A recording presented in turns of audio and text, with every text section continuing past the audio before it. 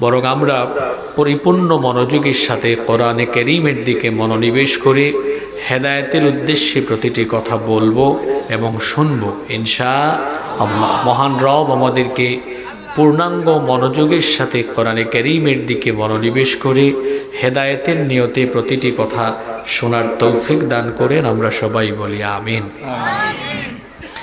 প্রিয় বগুড়াবাসী, আমার হাতে যে কিতাব আপনারা দেখতে পাচ্ছেন, এই কিতাব যিনি নাজিল করেছেন, জোরে বলেন তো তিনি কে?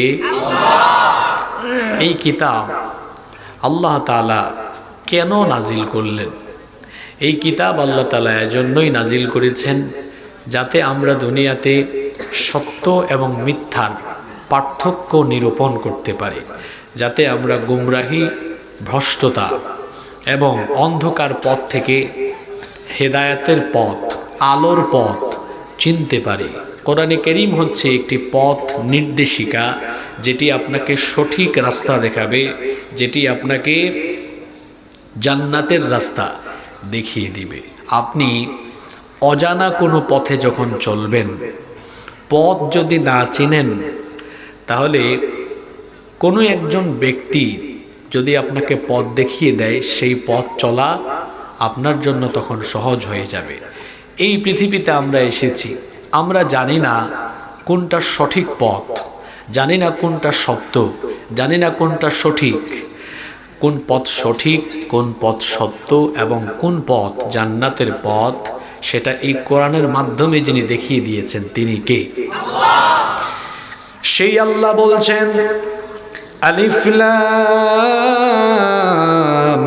রা কিতাবুন আনজালনাহু ইলাইকা লিতুখরিজান নাসা মিনায-যুলুমাতি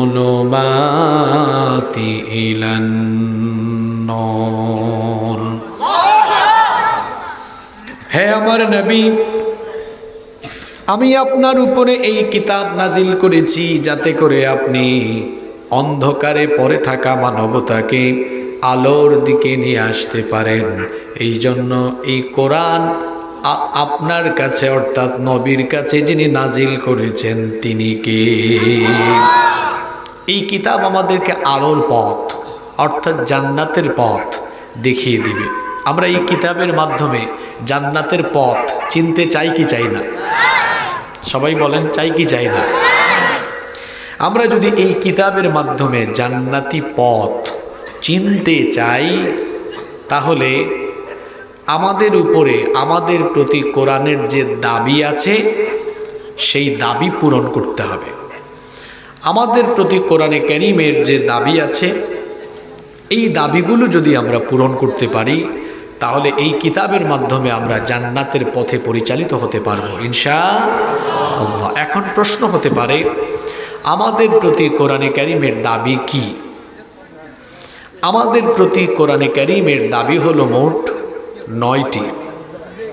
কথা বুঝে থাকলে বলেন তো, মানুষের প্রতি কোরআনের দাবি মোট কয়টি? 9টি। এই 9টি দাবি আপনি পূরণ করতে পারলে সঠিক পথে, জান্নাতের পথে নিজেকে আপনি পরিচালিত করতে পারবেন ইনশাআল্লাহ। তাহলে মানুষের প্রতি কোরআনে কারীমের দাবি, জোরে বলেন তো, মোট কয়টি? ক্লাসে কিছু বাজে ছাত্র থাকে যারা পরীক্ষায় 00 পায়, ফেল করে, এরা ক্লাসে আসে। এরা কারা? এরা ক্লাসে এসে মোবাইল চালায়, ক্লাসে এসে অমনোযোগী থাকে, অন্যমনস্ক থাকে। এজন্য দেখা যায় ক্লাসে থাকা সত্ত্বেও ক্লাস বুঝে না, পরীক্ষায় ফেল মারে। এরকম ছাত্র আছে না নাই? আবার কিছু ছাত্র ক্লাসে ঢুকে মোবাইল পকেটে ঢুকিয়ে রাখে, মোবাইল সাইলেন্ট করে রাখে, অফ করে রাখে, ক্লাসে অন্যমনস্ক হয় না। দেখা যায় ক্লাসে যা আলোচনা হয় সেটা রপ্ত করতে পারে, উপলব্ধি করতে পারে, অতঃপর পরীক্ষায় অংশগ্রহণ করলে অত্যন্ত চমৎকার রেজাল্ট করতে পারে। এটাও একটা ক্লাস। এখানে যারা এখন বসলেন, এটাও একটা ক্লাস।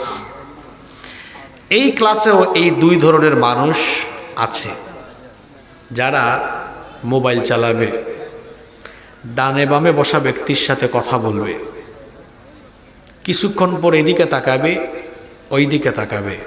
এরা হলো ক্লাসের ওই বাজে ছাত্রের মতো, যারা ক্লাস করে কিন্তু বুঝে না, আবার পরীক্ষায় পাশও করতে পারে না। এই যে 1 ঘন্টা সময় বসলাম, যদি আমি কোনো ফায়দা নিতে না পারি তো এই বসার কোনো মূল্য নাই।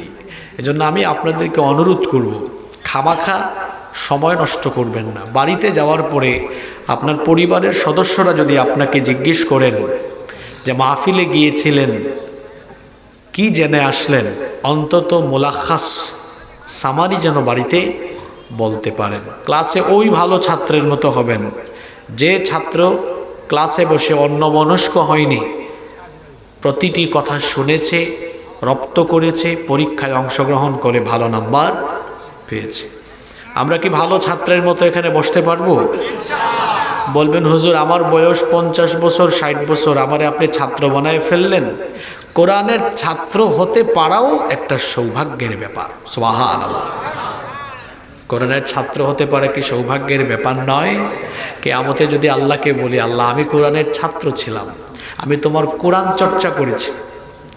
ভাইরা আমি খুব মেজাজি মানুষ, তোমাদের 2টা পা ধরলাম, যেমনে আছে এমনে রাখো।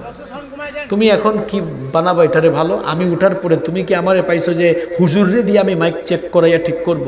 ফালতু কথাবার্তা বলো। একটা মাহফিলের মাইক ঠিক হয় প্রধান বক্তা উঠার পরে না মাহফিল শুরু হওয়ার আগে? বিচারের ভার আমি আপনাদের উপর দিলাম, আগে ঠিক করতে হয়। তো সে আমি কথা বলা শুরু করছি, আমারে বলে আপনি একটু অপেক্ষা করেন, ঠিক করে দিই। আমি তো সবর করে নিলাম, কিছু বলতেছি না। তো তারপরেও আর ইউটিউবার ভাইদেরকে বলছি, ইমন সবার নাম্বার নিয়ে নিও, ছবি নিয়ে নিও। তারা কি করে ওই ভিউয়ের দান্দায় থাম্বনেল লাগাবে। মাইকম্যানকে যেভাবে সতর্ক করলেন এম হাসিবুর রহমান, বললাম কি দিল কি। আমরা হুজুররা বহু বিপদে আছি। আমরা হাঁটার সময় বেশি দ্রুত গতিতে হাঁটলে মানুষ বলে হুজুরের আজকে দাওয়াতের সংখ্যা বেশি আছে। আস্তে আস্তে হাঁটলে বলবে হুজুরটা আজকে বেশি খাইছে। তো কি মুশকিলে পড়লাম, জুড়ে হাঁটতেও পারি না, আস্তে হাঁটতেও পারি না, তো করবোটা কি? সম্মানিত উপস্থিতি, তাহলে বলছিলাম ক্লাসে ভালো ছাত্রের মতো থাকতে হবে। পারবেন তো ইনশাল্লাহ? আমি বগুড়ার ব্যাপারে খুব ভালো ধারণা রাখি। আমি জানি এখানকার মানুষ খুবই মনোযোগী হয়ে কথা শোনেন। আশা রাখবো আজকেও তার ব্যতিক্রম হবে না ইনশাআল্লাহ। তাহলে আলোচনার শিরোনামটা সবাই বলেন তো দেখি। আমাদের প্রতি কোরআনে কারীমের দাবি হলো মোট, মাশাআল্লাহ। আসেন তো একটু মিলাই আমার সাথে আপনাদের সাথে, কয়টা দাবি পূরণ করলাম? আগে বলিয়েন না কথা। কোরআন যে দাবি পেশ করেছে এ দাবি পূরণ করলেই জান্নাত মিলবে ইনশাআল্লাহ। আর এই দাবি পূরণ না করলে জান্নাত মিলা তো দূরের কথা, জান্নাতের পথও আমরা খুঁজে পাবো না। আসেন তো একটু মিলাই দেখি কয়টা দাবি পূরণ করেছি। নাম্বার 1, 1 নাম্বার, কোরআনের প্রতি ঈমান আনয়ন করা। কিরকম ঈমান? এই কিতাব মানুষের তৈরি করা নয়, এই কিতাব দুনিয়ার কোনো আলেম উলামাদের রচনা নয়, বরং এটি হলো ঐশী গ্রন্থ এবং এর হেফাজতকারী হলেন স্বয়ং আল্লাহ। আলোচনার শুরুতেই একটা চমৎকার তথ্য আপনাদের সাথে শেয়ার করি। পৃথিবীতে কোরআন ছাড়া অন্য আরও যত কিতাব আছে, যেমন তাওরাত, জাবুর, ইনজিল সহ অন্যান্য আরও অনেক সহিফা আছে, সবগুলো হার্ড কপি। আপনারা হার্ড কপি সফট কপি বুঝেন তো, তাই না? যেমন কোনো একটা বই আপনার মোবাইলে পিডিএফ আছে, এটা কি হার্ড কপি না সফট কপি? এটা হলো সফট কপি। হার্ড কপি কোনটা? মনে করেন আপনার কাছে একটা বই লেখা আছে, প্রিন্টিং একেবারে প্রিন্টেড, ওইটা হলো হার্ড কপি। তাওরাত, জাবুর, ইনজিল, অন্যান্য সহিফা এগুলো নাজিল হয়েছে হার্ড কপি আল্লাহ নবীদেরকে দিয়ে দিয়েছেন। যেমন তাওরাত আল্লাহ মুসা নবীকে লিখিত আকারে দিয়েছেন, এই নেন, একবারে এক দফায় দিয়েছেন। জাবুর দাউদ আলাইহিস সালামকে একসাথে দেওয়া হয়েছে, ইনজিল একসাথে দেওয়া হয়েছে, কোরআন একসাথে আসে নাই। কোরআন নাজিল হয়েছে মোট 23 বছরে। কত বছরে? মোট 23 বছরে নাজিল হয়েছে। আবার নাজিল হয়েছে সফট কপি, নাজিল হয়েছে কি কপি? আপনারা বলবেন হুজুর এটা তো দেখে আপনার সামনে হার্ড কপি আছে। না, এই প্রিন্টিং আমরা করেছি। তাওরাত জাবুর ইনজিল এটা সরাসরি লেখা ছিল, আল্লাহর তরফ থেকে এসছে, কিন্তু এটা আমরা নিজেরা প্রিন্ট করেছি। এটার মূল প্রিন্টেড কপি আল্লাহর কাছে। কোথায় এটা? বাল হুয়া কুরআনুম মাজিদুন ফি লাউহিম মাহফুজ। এটা সুরক্ষিত ফলকে লিপিবদ্ধ করা, এটার হার্ড কপি আরশে আজিমের কাছে লাউহে মাহফুজে। সুবহানাল্লাহ। তাহলে আমাদের কাছে এটা সফট কপি আছে, হার্ড কপি বলতে পারেন হুজুর হার্ড কপিটা আল্লাহ দিলেন না কেন? যাতে করে কোরআনে কারীমকে সর্বোত্তম ভাবে সংরক্ষণ করে রাখা যায়। সুবহানাল্লাহ। দেখেন না আজকে তাওরাত জাবুর ইনজিল এগুলো কি অবিকৃত আছে না বিকৃত? বিকৃত। কোরআন বিকৃত হয়নি, কিয়ামত পর্যন্ত হওয়ার কোনো সম্ভাবনাও নাই, কারণ এর হেফাজতকারী কে? আমাদের প্রতি কোরআনের 1 নম্বর দাবি হলো ঈমান আনা। এটি নাজিল করেছেন কে? রব্বুল আলামিন বলছেন তানজিলাম মিম্মান খালাকাল আরদা ওয়াস সামাওয়াতিল উলা। তোমাদের মাথার উপরে সুবিস্তৃত আসমান আর পায়ের তলার এই বিশাল জমিন সৃষ্টি করেছেন যিনি, এই কোরআন নাজিল করেছেন তিনি। আবার সূরা ফুরকানের মধ্যে আল্লাহ বলেছেন তাবারাকাল্লাযী নাযালাল ফুরকানা আলা আবদিহি লিয়াকুনা লিল আলামিনা নাযীরা। বরকতময় সেই সমহান সত্তা যিনি তার বান্দার উপরে ফুরকান তথা সত্য আর মিথ্যার পার্থক্যকারী হিসেবে এই কোরআন তার বান্দার উপর যিনি নাজিল করেছেন তিনি কে? আমার নবী কোরআন নিজে নিজে রচনা করেননি, বরং কোরআন এসেছে আল্লাহর তরফ থেকে। এজন্য আল্লাহ তাআলা বলেছেন ওয়ামা ইয়ানতিকু আনিল হাওয়া ইন হুয়া ইল্লা ওয়াহয়ুন ইউহা। আমার নবী তার প্রবৃত্তির অনুসরণ করে কোনো কথা বলেননি, তাই বলেছেন তিনি ওহী হিসাবে যা পেয়েছেন এই কোরআন যার তরফ থেকে এসেছে। জোরে বলুন তো তিনি কে? ঈমান আনতে হবে, এটি আল্লাহর কিতাব। আপনারা বলবেন হুজুর 1 নম্বর দাবি পূরণ হয়ে গিয়েছে, কারণ আমরা তো ঈমান আনছি। এই কথাটা এখানেই সীমাবদ্ধ নয়।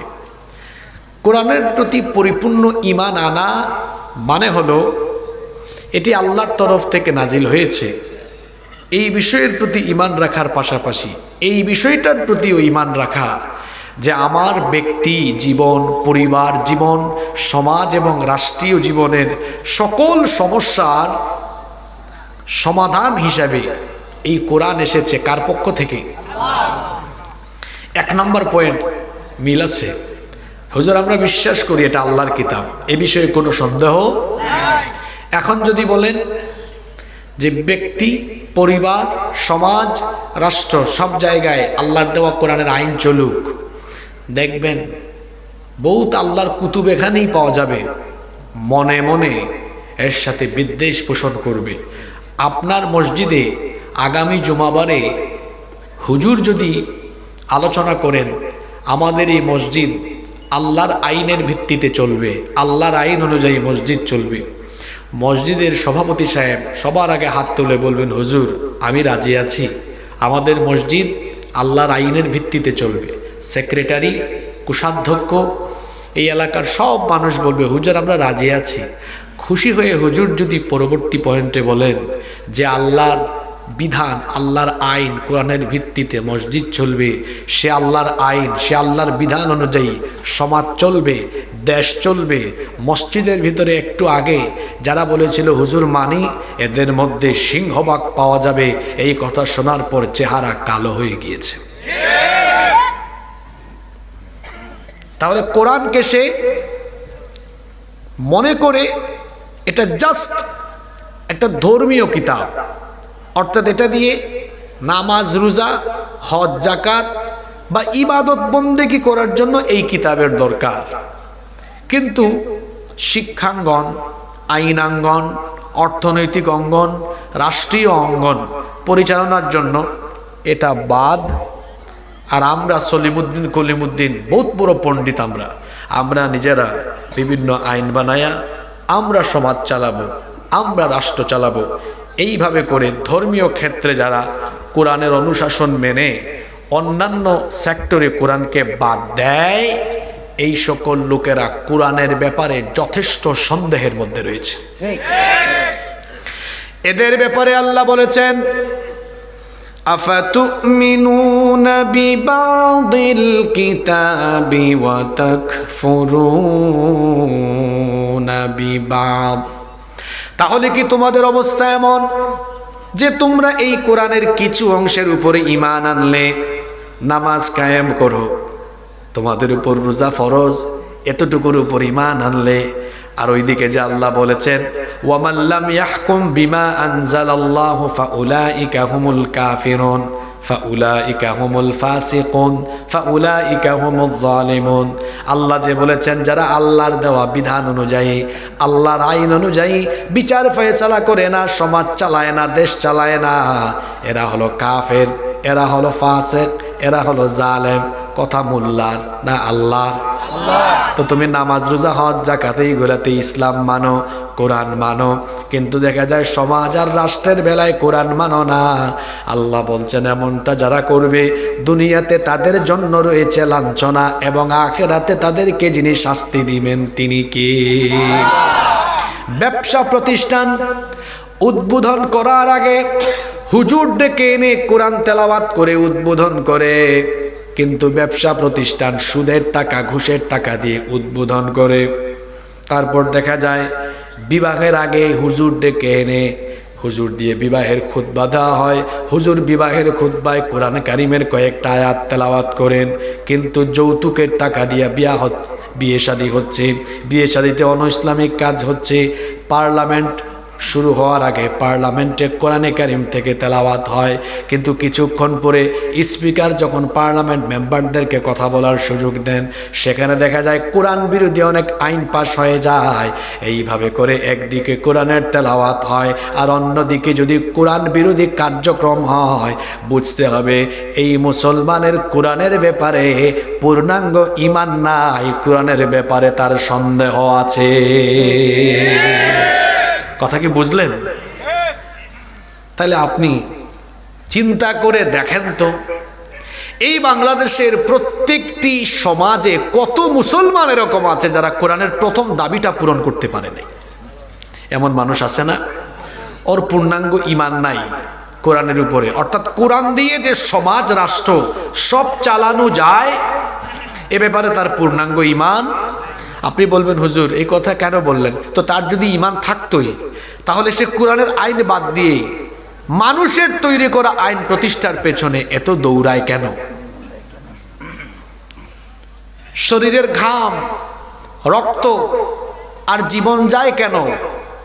আসলে তার ঈমানে দুর্বলতা আছে, তার ঈমান এখনো খাঁটি হয়নি।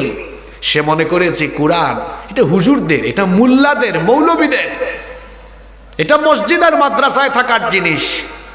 আমার রসূল যে কোরআন দিয়ে মসজিদে নববী পরিচালনা করেছেন, সেই কোরআন দিয়ে কি তিনি মদিনার রাষ্ট্র পরিচালনা করেননি? জোরে বলেন, আপনারা করেননি? তো আপনি কত বড় রাষ্ট্রনায়ক আর কত বড় রাজনীতিবিদ হলেন আপনি, যে আপনি কোরআন বাদ দিয়ে দিলেন। পৃথিবীতে কোনো রাজনীতিবিদ, কোনো রাষ্ট্রনায়ক কি নবীজির মতো রাষ্ট্র উপহার দিতে পারবে? নবীজি কোরআন দিয়ে এমন এক রাষ্ট্র উপহার দিয়েছেন যেই সমাজে কোনো চুরি ছিল না, কোনো ডাকাতি ছিল না, অন্যায় ছিল না, জিনা ব্যভিচার ছিল না, একটি সোনালী সমাজ তিনি মানুষকে উপহার দিয়েছেন। সুবহানাল্লাহ। চুরি নাই কেন? কারণ চুরি করলেই তিনি বিচার করেছেন মানুষের আইন দিয়ে না আল্লাহর আইন দিয়ে? তো আল্লাহর আইনে চুরির বিচার হলো, যদি অপরাধ প্রমাণিত হয় চোরের হাত, ডান হাত কেটে দাও। জিনা ব্যভিচার কেন কমে গিয়েছিল? কারণ জিনা ব্যভিচারের শাস্তি হয়েছে কুরআন দিয়ে, আল্লাহর আইন দিয়ে। আল্লাহর আইনে জিনা ব্যভিচারের শাস্তি কি? যদি অবিবাহিত হয়, সূরা নূরে আছে, তাহলে 80টা বেত লাগাতে হবে। আরো আছে শাস্তি, 1 বছরের জন্য তাকে নির্বাসনে পাঠাতে হবে। আর বিবাহিত হলে রজম, প্রস্তরাঘাত করে তাকে হত্যা করতে হবে। অন্যান্য ফৌজদারি দেওয়ানি বিধিবিধানে গেলাম না, শুধু এই 2টা উদাহরণ সামনে রেখে আমি আপনাদেরকে জিজ্ঞেস করতে চাই, যদি বগুড়া আর গোটা বাংলাদেশে চুরি আর জিনার এই যে 2টা শাস্তির কথা কোরআন থেকে বললাম, এগুলা যদি সমাজে রাষ্ট্রে থাকে, আপনারা বলেন তো এই সমাজে আর এই দেশে চুরি দিন দিন বাড়বে না একদম কমে যাবে? জিনা ধর্ষণ বাড়বে না কমবে? আপনি কোরআন দিয়ে একটা চুরির বিচার করে দেখেন, বাদবাকি সব চোর একদম সোজা হয়ে যাবে। কোরআন দিয়ে একটা ধর্ষণের বিচার করে দেখেন, সব লুচ্চা বদমাশ তারের মতো সোজা হয়ে যাবে। এখন প্রশ্ন হতে পারে, সমাজে কোরআনের আইন কারা চায় না? সেটাও বলে দিয়ে যাই। সমাজে যারা তলে তলে অন্যায় আর অপরাধ জগৎকে নেতৃত্ব দেয়, অন্যায় আর অপরাধ জগৎকে নেতৃত্ব দেয় যারা, কোরআনের আইন চায় না তারা। আমার এই কথা আপনার এলাকায় মিলাই নিয়েন। কারা কোরআনের আইন চায় না? যারা টেন্ডারবাজি করে, যারা তাজাবাদি করে, যারা ধর্ষণ করে, যারা লুণ্ঠন করে, যারা জনগণের মাল খায়, যারা দুর্নীতি করে, এই রকম যারা অন্যায় অপরাধ জগতের সাথে নিজেকে শামিল রেখেছে, এই সকল লোকেরা মসজিদে মাদ্রাসায় আল্লাহর আইন চাইলেও সমাজ আর রাষ্ট্রে আল্লাহর আইন তারা চায় না। কথা কি বোঝা গেল? এখন আমরা কি এই ধরনের মুনাফিক মার্কা মুসলমান হব না খাঁটি মোমেন হব? তাহলে খাঁটি মোমেন হতে হলে এখানে বসে আজকে এই সিদ্ধান্ত আমাদেরকে নিতে হবে, আমরা পূর্ণাঙ্গ ঈমান আনলাম, এটি আল্লাহর কিতাব, এবং এই বিষয়ে ঈমান আনলাম আমার জীবনের সকল দিক এবং বিভাগের চূড়ান্ত গাইডলাইন এবং একমাত্র সংবিধান কোরআন, যা আমার ব্যক্তি থেকে নিয়ে আমার রাষ্ট্র পর্যন্ত সব জায়গায় এই কোরআন আমাদেরকে নাজাতের পথ, মুক্তির পথ দেখাবে। এই বিষয়ে একমত? আমি দুর্বল ইমানদার দেখতে পারি না। এই বিষয়ে একমত না দ্বিমত? হাত নামান। যদি একমত হন তো ভালো, নাও টেক ইউর ডিসিশন, সিদ্ধান্ত নিন। যদি সিদ্ধান্ত নিতে পারেন আলহামদুলিল্লাহ, 1 নাম্বার দাবি আপনি পূরণ করতে পারলেন। তাহলে মনে রাখতে হবে, কোরআনের 1 নাম্বার দাবি হলো এই কোরআনের প্রতি পূর্ণাঙ্গ ঈমান আনা। মনে থাকবে? মিলান আজকে বাকিগুলা কয়টা পূরণ করছেন? জান্নাত কি মামুবাড়ি এত সোজা? নাম্বার 2, কোরআনে কারীমের 2 নাম্বার দাবি হলো এই কোরআন বিশুদ্ধভাবে তিলাওয়াত করা। আমি খাবার দাবারের পরে আরো 8-10 মিনিট টাইম গেছে, নামাজ পড়েছি, কিন্তু আমি তো বলছি আসার টাইমে মসজিদে নামাজে ঢুকছি, তো নামাজ পড়ে আবার এসে এখানে নামাজ পড়লাম কেন? আপনাদের শিবগঞ্জে ঢোকার পরে এক মসজিদে ঢুকলাম এশার নামাজের জন্য। আমি বড় অবাক, মসজিদের ইমাম সাহেব তার 100 ভাগের মধ্যে 80 ভাগ তিলাওয়াতের মাখরাজ, হরফের উচ্চারণ সঠিক নয়। তাকে কে এই মসজিদ তো অনেক বড় দেখলাম, সুন্দর মসজিদ, মাখরাজ ঠিক নেই। মাখরাজ ঠিক নাই, হরফের উচ্চারণ যদি প্রোনাউন্সিয়েশন যদি ঠিক না হয় তো এটা তো লাহনে জালির কাতারে চলে যাবে, নামাজ বাতিল হয়ে। সে আইনের উচ্চারণ করে হামজার মতো। এখন আইন উচ্চারণ হয় কোথার থেকে? ওয়াসাতে হালক, গলার মাঝখান থেকে। কারণ আইন মনে করেন আলহামদুলিল্লাহ রাব্বিল আলামিন, তাই না? আব্দুন বা না'বুদু, এটাকে কেউ যদি বলে না'বুদু, আইনকে যদি হামজা পড়ে অর্থ ঠিক থাকবে? থাকবে না। তো উনি পড়ছেন উনি একটা আয়াত পড়ছেন যে শাইআকে পড়ছেন, শাইআ, হামজাকে আইন, আইনকে হামজা। 2 রাকাতের তিলাওয়াতের যা অবস্থা, এখন নামাজ তো ভাঙতে পারি না। সালাম ফেরানোর পর তাকাইলাম, তারপরে বলে আসলাম যে মসজিদ কমিটির সতর্ক হওয়া উচিত। কমিটি ইমাম নিয়োগ দিবে না, ইমাম নিয়োগ দিবেন যদি মসজিদের খতিব থাকেন, খতিব সাহেব ইন্টারভিউ নেবেন, অথবা আশেপাশের কোনো কমি মাদ্রাসা, আলিয়া মাদ্রাসার প্রিন্সিপাল, মুহতামিম, শাইখুল হাদিস, মুফাসসির, মুহাদ্দিস, উনারা ইমাম নিয়োগ দিবেন। কোনো সভাপতি আর সেক্রেটারি ইমাম নিয়োগ দিলে মসজিদে এই জাতের ইমাম থাকবে। সভাপতি আর সেক্রেটারি কিসের ইমাম নিয়োগ দিবে? অত নিজেরা আউযুবিল্লাহ সহি না। খুব কষ্ট পেয়েছি আমি। এখানে আইসা আবার নামাজটা আদায় করে তারপরে উঠলাম। আমি নিজে আলিয়া মাদ্রাসায় পড়েছি। কওমি মাদ্রাসার প্রশংসা আমি একদিকে করি, আলহামদুলিল্লাহ কওমি মাদ্রাসার প্রায় সকল ছাত্রদের তিলাওয়াতটা তাদের সহি থাকে। আমাদের আলিয়া মাদ্রাসায়ও সহি ছিল, আমরাও তো আলিয়া মাদ্রাসায় পড়ে আসছি। আগে কোরআন তাজবিদ সহকারে পড়ানো হতো, এখন কি হয় আমি জানি না। এ অবস্থা কেন? আল্লাহর কোরআন বিশুদ্ধভাবে তেলাওয়াত করতে হবে। অনেকে আছেন ইসলামী আন্দোলন করেন, তেলাওয়াত সহি না। ইসলামী আন্দোলন করবেন পরে, কোরআন বিশুদ্ধ করে শিখবেন আগে। কিসের ইসলামী আন্দোলন করেন আপনি? আপনার ইসলামী আন্দোলন মজবুত হবে। মান আকামাস সালাতা ফাকাদ আকামাদ-দ্বীন, যে নামাজ কায়েম করলো সে দিন কায়েম করলো। তো নামাজ কায়েম করবেন অশুদ্ধ তেলাওয়াত দিয়ে না শুদ্ধ তেলাওয়াত দিয়ে? বিশুদ্ধ কোরআন তেলাওয়াত নফল না ফরজ? আজকাল অনেক বক্তা বের হয়েছে, এদেরও তেলাওয়াত সহি না। কোরআনে কারীমকে সুন্দর করে পড়তে হয়, যেভাবে মন চায় সেভাবে কোরআন তেলাওয়াত করলে হয় না। আল্লাহ তাআলা সূরা মুজাম্মিলের মধ্যে বলেছেন ওয়ারাত্তিলিল কুরআনা তারতিলা, তোমরা তারতিলের সাথে অর্থাৎ তাজউইদের সাথে, তাজউইদ প্রয়োগ করে তাজউইদের নিয়ম নীতি অনুযায়ী কোরআনকে বিশুদ্ধভাবে তেলাওয়াত করো। বিশুদ্ধভাবে কোরআন তেলাওয়াত করা হলো ফরজ। এজন্য বিশুদ্ধ কোরআন আপনাকে শিখতে হবে, শিখলে পরে মানুষকেও শেখাতে হবে। আর যারা এই কাজে লিপ্ত থাকে, আল্লাহর নবী তাদের ব্যাপারে বলেছেন খায়রুকুম মান তাআল্লামাল কুরআনা ওয়া আল্লামা, তোমাদের মধ্যে তারা সবচাইতে উত্তম যারা নিজে কোরআন শিখে এবং অন্য মানুষকে বিশুদ্ধ কোরআন শেখায়। সুবহানাল্লাহ।